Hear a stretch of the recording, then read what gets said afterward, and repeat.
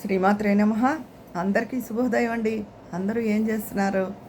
నిన్నైతే long video చేయలేదు. నిన్న మొన్న ఎందుకో విపరీతమైన బాడీ పెయిన్స్గా ఉందండి, చాలా అలసటగా. అంటే జలుబు దగ్గు అలా ఏం లేదు. మా నాన్నగారు ఈయన డాక్టర్ దగ్గరికి వెళ్ళి అన్నారు, కానీ టెంపరేచరు లేదు, కోల్డ్ ఫీవర్ అలాంటివి ఏం లేవు, కాఫ్ కానీ బాడీ పెయిన్స్ మాత్రం చాలా ఉన్నాయి. వేసుకున్న రాత్రి కూడా వేసుకున్న ట్యాబ్లెట్తో పొద్దున్న కొంచెం బాగానే ఉందండి. అది నిన్న అందుకనే క్యాప్సికమ్ కూర అండి అని అందరూ ఎప్పుడు క్యాప్సికమ్ ఉంచుకోండి ఇంట్లో. అంటే వంకాయలు కూడా తొందరగానే మగ్గుతాయి అనుకోండి, కానీ క్యాప్సికమ్ తరగడము తేలికే. 5 నిమిషాల్లో మగ్గిపోతుందండి. వంకాయ కన్నా తొందరగా మగ్గిపోతుంది.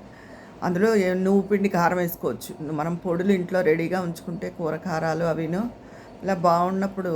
ఎందుకంటే బయటవి అసలు తినలేకపోతున్నాం. ఈ వర్షాకాలం అసలు మంచిది కాదు. వాళ్ళు వాడిన నూనె వాడతారు కదా, ఎక్కువ ఆయిల్ వేసేస్తున్నారు. ఇదివరకు ఎప్పుడైనా బాగుండిపోతే నేను తెప్పించుకునేదాన్ని, కానీ ఎప్పుడైనా అంటే చెప్తాగా మాకు ఎప్పుడు పనసపొట్టు కూర అవి ఎప్పుడూ దొరుకుతాయని.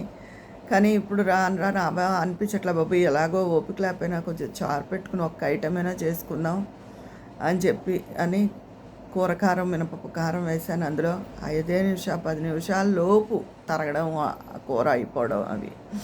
అందుకని కొంతమంది క్యాప్సికమ్ వాడరు, కానీ ఇలా కారం అలాంటివి వేసుకుని వండుకుంటే చాలా రుచిగా ఉంటుందండి. కూర చప్పగా ఉండదు. నేను కొత్తిమీర కారంతో వండుతాను, క్యాప్సికము పాటోళ్ళి చేస్తాను. అవన్నీ ఇలా పాటోళ్ళు అవి కొంచెం ప్రాసెస్ ఎక్కువ అనుకోండి. ఇలాగా కూరకారం అది వేసుకుని వండుకుంటే చాలా రుచిగాను ఉంటుంది, తొందరగా అయిపోతుంది. అది అందుకని ఇంట్లో ఎప్పుడు నేను అందరికీ చెప్తాను, ఉప్మా రవ్వ ఒకటి క్యాప్సికమ్ ఒకటి ఉంచుకోండి. ఉప్మా అని తేలిగ్గా తీసి పడేస్తారు, కానీ నాకు ఉప్మా చాలా ఇష్టము. అంటే అది పాపం ఈజీగా అయిపోతుంది. దాన్ని ఎన్నో రకాలుగా చేయొచ్చు. జీడిపప్పు ఉప్మా చేయొచ్చు అల్లం పచ్చిమిర్చి వేసి. అంటే జీడిపప్పు అన్ని రకాల ఉప్మాల్లోనూ వేయచ్చు. అసలు చెప్తున్నాను, అల్లం పచ్చిమిర్చి వేసి గరికపాటి వారు చెప్పే పూర్వకాలం ఉప్మా అల్లం పచ్చిమిర్చి 2 జీడి పలుకులు అంతే, పోపు. అది అసలు ఉప్మా. ఇదివరకు పెళ్ళిళ్ళలో అరిటాకుల్లో అది పెట్టి ఇచ్చేవారు, ఈ క్యాటరింగ్లు రాని క్రితం మా చిన్నప్పుడు ఎప్పుడో. అది తర్వాత క్యాటరింగ్లు వచ్చాక రకరకాల ఇడ్లీ, వడ, టమాటో బాతు, ఒక స్వీటు, ఇది బ్రేక్ఫాస్ట్. ఇదివరకు అలా ఏం కాదు, అరిటాకుల్లో ఉప్మా. ఇవాళైనా ఉప్మాయే, రేపైనా ఉప్మాయే. అదేదో సినిమాలో కూడా పెట్టారు ఆ సీను, వీళ్ళు ఉప్మా తప్ప ఏమీ పెట్టరా అంటారు. ఈ మధ్యకాలం వచ్చిన సినిమాలోనే. అలాగా ఉప్మాని టమాటా బాత్లా చేయొచ్చు, ఉల్లిపాయ వేసి చేయొచ్చు, ఉత్తినే ఉల్లిపాయ అల్లం పచ్చిమిర్చి వేసి. అల్లం అసలు ఉండాలి ఉప్మాకి, మంచిది. అలాగా మళ్ళీ అన్ని వెజిటబుల్స్, క్యారెట్ అవన్నీ వేసి చేసుకోవచ్చు, రకరకాలుగా చేసుకోవచ్చు. చాలా త్వరగా అయిపోతుంది కూడా. ఇంకా ఎర్ర రవ్వ కాసేపు ఉడకాలి సిమ్లో పెట్టి. తెల్ల రవ్వ అలా కాదు, నీళ్లు మరుగుతుంటే వేసేస్తూ గబగబా తిప్పేస్తే ఉండకట్టకుండా వస్తుంది, ఈజీ. అందుకని అందరూ క్యాప్సికము ఉప్మా రవ్వ ఇప్పుడు ఇంట్లో ఉంచుకోండి. బయట నుంచి గమ్మును మనం టిఫిన్స్ తెప్పించుకోక్కర్లేదు. ఇలా ఒంట్లో వండిపోతే కూర అది కూడా క్యాప్సికమ్ చాలా తొందరగా అయిపోతుంది. దాన్ని కూడా ఉప్మాని ఎన్ని రకాలుగా చేసుకోవచ్చో క్యాప్సికమ్ కూడా అన్ని రకాలుగా చేయొచ్చు. నేను క్యాప్సికమ్ పచ్చడి కూడా మీకు చేసి చూపించాను, అది కూడా చాలా రుచిగా ఉంది. అది మనకి బాగున్నప్పుడు సులువుగా అయిపోయేది. ఇక మన స్పృహ మనకే తెలియక ఒళ్ళేరు కానీ వెర్రి జ్వరం అది వచ్చేస్తే ఇంకా ఏం చెప్పలేం. కానీ ఒక్కోసారి బాగుండదు, ఎక్కువ చేసే ఓపిక ఉండదు. అలాంటప్పుడు ఇలాంటివి మనం కొంచెం సునాయాసంగా వాడుకోవచ్చు. ఇడ్లీ పిండి ఉంచుకుంటే 4 ఇడ్లీలు వేసుకోవడం తేలికే అనుకోండి. ఇడ్లీకి అది కొంచెం చట్నీ ఉండాలి, చట్నీ లేకపోతే అంత తినలేము. ఈ ఉప్మాకి చట్నీ అక్కర్లేదు, ఇష్టమైతే దానికి కొబ్బరి చట్నీ చేసుకోవచ్చు. చట్నీ లేకపోయినా బాగుండేది ఉప్మా. అది చాలామంది ఉప్మానా అంటారు, కానీ నా ఉప్మా చేసే విధంగా చేస్తే దానంత రుచి దేనికి ఉండదు. నాకైతే ఉప్మాకి నేను ఫస్ట్ ఓటు వేసేస్తాను. అంటే పూరి అవన్నీ ఇష్టం కాదా అంటారు, అవి ఇష్టమే, అవి కష్టంతో కూడినవి. ఈజీగా ఉండేది, మన కడుపు నింపేది ఉప్మా. అందుకని ఫస్ట్ మార్కు దానికే వేస్తాను నేను. అలాగే క్యాప్సికమ్ కూడా ఈజీ. అందరితో నాకు పరిచయస్తులు అందరితో చెప్తే ఎప్పుడూ ఇంట్లో ఉంచుకోండి, మీకు బాగుండకపోయినా తేలిగ్గా చేసుకోగలుగుతారు అని చెప్పి. ఇదండి సంగతి. అయితే ఎప్పుడు ఉండే సంగతే, కానీ మళ్ళీ తెలిసిన వాళ్ళు అడగడం వల్ల నేను చెప్పవలసి వస్తుంది. వాళ్ళకి డైరెక్ట్గానే చెప్పాను. ఇలా నాతో షేర్ చేసుకోకుండా వాళ్ళతో వాళ్ళు కొంచెం బాధపడే వాళ్ళు ఉంటారు కొంతమంది. మొగుళ్ళు వాల్యూ ఇవ్వడం లేదండి, అన్నీ నాకే తెలుసు అంటారు, తీసి పడేస్తారు అని. అంటే ఇప్పుడు జనరేషన్ కాదు అసలు, మన జనరేషన్, అంతకుముందు ఇంకా పెద్దవాళ్ళును. అంటే పూర్వం అలా వచ్చేసిందండి తరతరాలుగా. మగవాళ్ళకి నాకే అన్నీ తెలిసిన వాళ్ళకి ఏం తెలియకపోయినా నిజానికి ఆడవాళ్ళకే ఎక్కువ బుర్ర ఉంటుంది. నేను ఇదివరకు ఒకసారి చెప్పాను, మహారాజు గారికి ధైర్య సాహసాలే ఉంటాయి, బుర్ర ఎక్కువ ఉండదు, అందుకే ప్రధానమంత్రిని సలహాదారుడిగా పెట్టుకుంటాడు అని చెప్పి.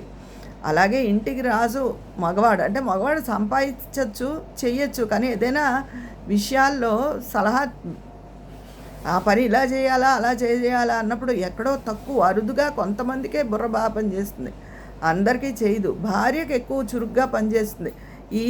దీనివల్ల మన కుటుంబానికి ఏమైనా ఆపద వాటిల్లుతుందా, మనకేమైనా నష్టం జరుగుతుందా, కుటుంబం ఇబ్బందుల పాలవుతుందా, ఇవి ఆలోచిస్తుంది భార్య. భర్త అవన్నీ ఆలోచించకుండా ఏ స్నేహితుడు అడిగాడనో లేకపోతే ఇంకోటో అతని మొహమాటం కోసం ఏవో సంతకాలు పెట్టేసి అలా కుటుంబాన్ని ఇబ్బందుల పాలు చేస్తాడు. ఏదైనా భార్య చెప్పకపోతే నీకు తెలియదు ఊరుకో, ఏం పర్వాలేదు, ఈ 2 మాటలు బాగా వచ్చు. గట్టిగా అంటే గొడవ.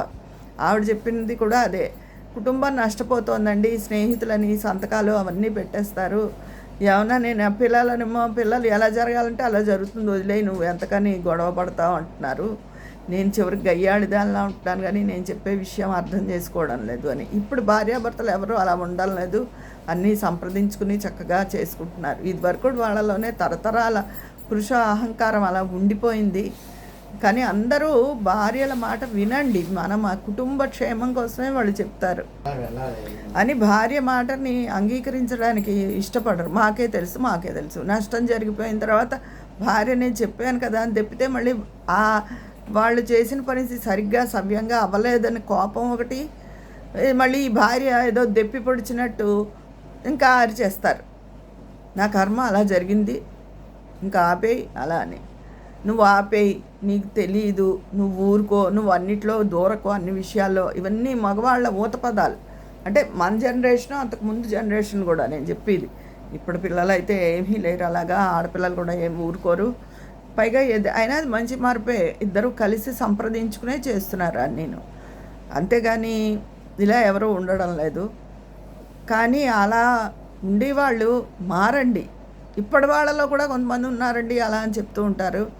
భార్య సలహా, భార్య ప్రధానమంత్రి, కుటుంబానికి భర్త రాజైతే భర్తకు అంత బుర్ర ఉండదు, భార్యకు ఉన్నంత బుర్ర. భార్య అన్ని పిల్లల వైపు నుంచి, కుటుంబ క్షేమం గురించి, పరువు మర్యాదల గురించి, ముఖ్యంగా ఆర్థిక భద్రత గురించి ఎక్కువ ఆలోచిస్తుంది భార్య.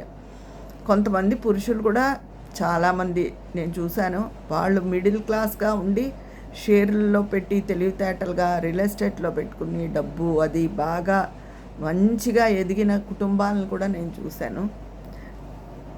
కొంతమందికి ఉండొచ్చు, కానీ అందరికీ అయితే ఉండదు. గమ్ముని మాట కాదనలేకో, మొహమాట పడో, స్నేహితులకి సంతకం పెట్టేయడం, పెళ్ళానికి తెలియపోతే చాలు అనుకుంటారు ఏదైనా ఎందుకంటే పెళ్ళాం సాధిస్తుంది అని. అది కొంతమంది పిల్లలు కొన్ని ఏదైనా వ్యసనాలు ఉన్నవాళ్ళు కానీ, లేదా చెడ్డ పనులు అంటే చెడ్డ పనులు అని కాదు, ఇప్పుడు ఈ కార్డులు అవన్నీ వచ్చాయి కదండి, డబ్బును విచ్చలవిడిగా ఖర్చు పెట్టేస్తున్నారు. ఆ కార్డులు సినిమా టికెట్లకి వాడచ్చు, బట్టలు కొనుక్కుందుకు వాడచ్చు, రైలు టికెట్లకి వాడచ్చు. అది మనకు ఎంతవరకు అవసరమో అవసరం లేదు. ఈ బట్టలు కానీ సినిమాలు కానీ షికారులు కానీ ఆలోచించకుండా వాడేస్తున్నారు. నెల తిరిగేటప్పటికి ఎంత జీతాలు సంపాదించుకున్నా వాళ్ళకి డబ్బు సరిపోవడం లేదు. ఇంట్లో తల్లిదండ్రులకు తెలియకుండా ఉంటే చాలు ఈ విషయం అనుకుంటున్నారే తప్ప, అది తిరిగి నెత్తి మీద ఎంత బరువు పడుతుంది. ఫస్ట్ వచ్చేటప్పటికి జీతం ఎంత సంపాదించుకున్నా ఏమీ మిగలకుండా ఎలా అయిపోతుంది అన్నది ఆలోచించట్లేదు. పెద్దవాళ్ళు ముందు చూపుతో చెప్తారు, జాగ్రత్త, వద్దు ఇప్పుడు అక్కడికి వెళ్ళకపోతే నష్టమా అంటే ప్రతిదానికి వీళ్ళు ఇలాగే చెప్తారని. ఈ తల్లిదండ్రి ఎక్కడికి గుమ్మం కదలకుండా ఈ 10 రూపాయలు ఉంటే కుటుంబానికి ఉపయోగపడుతుంది, ఈ 10 రూపాయలు ఖర్చు అవ్వకుండా ఉంటే అని ఎంత ఓపిక లేకపోయినా వాళ్ళే వండుకు తిని డబ్బు ఖర్చు పెట్టకుండా హోటళ్ళకి షికార్లకి ఊళ్ళు తిరగకుండా దాచుకున్న డబ్బు, అంటే ప్రాణావసరానికి ఉపయోగపడే డబ్బు పిల్లలు ఇబ్బంది పడుతుంటే చూడలేక వాళ్ళకి ఇవ్వాల్సి వస్తుంది. కానీ అది ఎంతవరకు కరెక్టు? ఎందుకంటే ఈ మొగుడు పెళ్ళడానికి అవసరమైతే కూడా మళ్ళీ ఆ పిల్లలు ఇచ్చేస్తారా? కుటుంబ భద్రత, పైగా ఒకలాగా ఒక లెవెల్లో పెరిగిన కొనసాగిస్తున్న కుటుంబం కొంత సోషల్ స్టేటస్ ఉంటుంది. ఆ ప్రకారంగా వెళ్ళవలసి వస్తుంది పెద్దవాళ్ళు.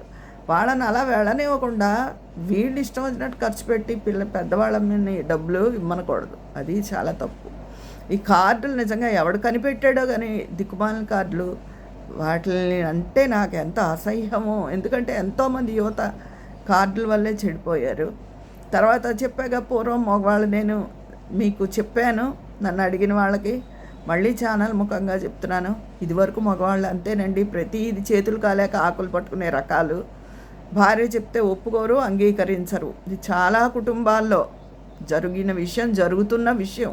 నీకు తెలియదు, ఊరుకో, నువ్వు అన్నిట్లో దూరకో, నీ సలహా నేను అయిపోయిన తర్వాత అయ్యో నువ్వు చెప్పినట్టు వినలేదంటారు. అప్పటికే నష్టం జరిగిపోయాక నువ్వు ఏమనుకుంటే ఏం ప్రయోజనం?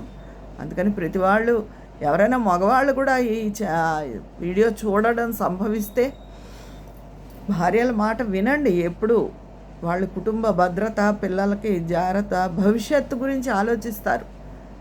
అది కొంతమంది మగవాళ్ళు భవిష్యత్తు గురించి ఆలోచిస్తారు, కొంతమంది మగవాళ్ళు గొప్పకి పోతారు. అక్కడ ప్రెస్టేజ్ అన్నమాట. వాడెవడో స్నేహితుడు అడిగాడు, వాడు ముందు గొప్ప, లేకపోతే ఏదో ఒకటి మాట వినకపోవడం అన్నది అది ఎన్నో అనర్థాలకు దారితీస్తుంది. కాబట్టి అందరూ మాట వినాలి. కుటుంబంలో భార్యాభర్త సంప్రదించుకునే పని చేయాలి. ఇప్పటి కాలంలో కూడా అలాంటి పురుషులు ఉంటే వాళ్ళు కూడా అంతే. భార్యకి ప్రిఫరెన్స్ ఇవ్వండి, కలిసి చర్చించుకుని ఏ పనైనా చేయండి. అప్పుడు మీ జీవితం సాఫీగా వెళ్తుంది, ఒడిదుడుకులు లేకుండా. ఈ గొడవల మధ్యలో పిల్లలు ఒకటి నలిగిపోతారు మధ్యలో. అటు తండ్రికి చెప్పలేరు, తల్లికి చెప్పలేరు. ఏంటో వాళ్ళ జీవితం బాధగా గడిచినట్టు గడుస్తుందంటే. అందుకని సాధ్యమైనంత వరకు పిల్లలు ఎదురుగుండా కూడా, చిన్నపిల్లలు ఎదురుగుండా దెబ్బలాడుకోవద్దు. వాళ్ళు పెద్ద అయ్యాక వాళ్ళు ఏమైనా తెలుసుకుంటే అది వేరే విషయం. అందుకని ఎవ్వరు పిల్లలు ఎదురుగుండా కూడా దెబ్బలాడుకోవద్దు. మా చిన్నబ్బాయి అయితే మా వారు నేను ఏదో కొంచెం గట్టిగా వాయిస్, పెద్ద దెబ్బలాటలు కాదు, ఏదైనా వాదన, చిన్న వాదన గట్టిగా జరుగుతున్నప్పుడు హడిలిపోయాడు. చిన్నప్పుడు నా వెనక్కి వచ్చేసి నుంచుని నా కొంగు పట్టుకుని మమ్మీ మాట్లాడుకు, మమ్మీ మాట్లాడుకు అంటూ ఉండేవాడు చిన్నపిల్లాడుగా ఉన్నప్పుడు వాడు. అందుకని పిల్లల కోసమైనా మనం సర్దుకుపోవాలి. సర్దుకుపోవడం అంటే వాళ్ళు ఇంట్లో లేనప్పుడో, స్కూల్కి వెళ్ళినప్పుడో ఎప్పుడైనా మీ వాదనలు కొనసాగించండి. ఎందుకంటే ఏదైనా విషయం వచ్చినప్పుడు వాదించుకోవాల్సిన అవసరం వస్తుంది, భర్తలకు నచ్చ చెప్పవలసిన అవసరం వస్తుంది. వాళ్ళకి నచ్చ చెప్తే కుదరదు కాబట్టి కొంచెం వాయిస్ రైజ్ చేస్తారు. ఓ పిల్లలు ఎదురుగుండా దయచేసి వద్దు. అది అందరూ కూడా భార్య మాటకి విలువ ఇవ్వండి. అది భార్య మాటకి అప్పుడు ఇప్పుడు కూడా ఇప్పుడు విలువ ఇస్తున్నారు. ఏమి ఇచ్చినా కూడా ఇదివరకు జనరేషన్ వాళ్ళు ఎక్కువ బాధపడ్డారు మన టైంలోనూ. అది ఇప్పుడు ఆ పరిస్థితులు లేవు. ఇంకా ఇప్పటికీ కూడా మాట వినని పురుషులు ఉంటే దయచేసి అందరూ భార్య మాటకు విలువ ఇచ్చి మీ జీవితమే సుఖంగా గడుస్తుంది. అందరూ సుఖ సంతోషాలతో ఉండాలని కోరుకుంటున్నాను. ఈరోజు నేను చెప్పే టాపిక్ నన్ను అడిగిన వాళ్ళకు కూడా అదే చెప్తున్నాను. మీ నయాన్నో భయాన్నో అంటారు కదా, ఇన్ని రోజులు ఎలాగో అలా గడిచిపోయి ఇప్పుడైనా మాట వినండి అని ప్రేమగా చెప్పుకుని మార్చుకోండి మీరు. ఇది నేను చెప్పే సలహా. మీ అభిప్రాయాలు కామెంట్ బాక్స్లో తెలియజేసేయండి. మరి అక్కడ మాట్లాడుకుందామా? మీ స్నేహితురాలు విజయ పన్నాల.